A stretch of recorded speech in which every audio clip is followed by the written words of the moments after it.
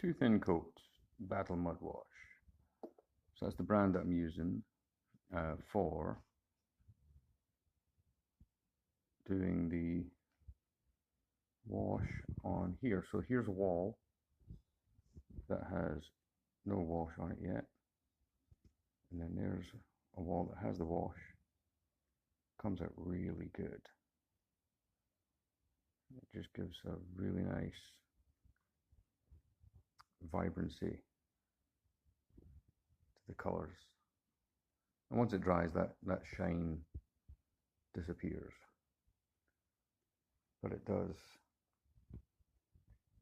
a beautiful job. And I'm very happy with the results.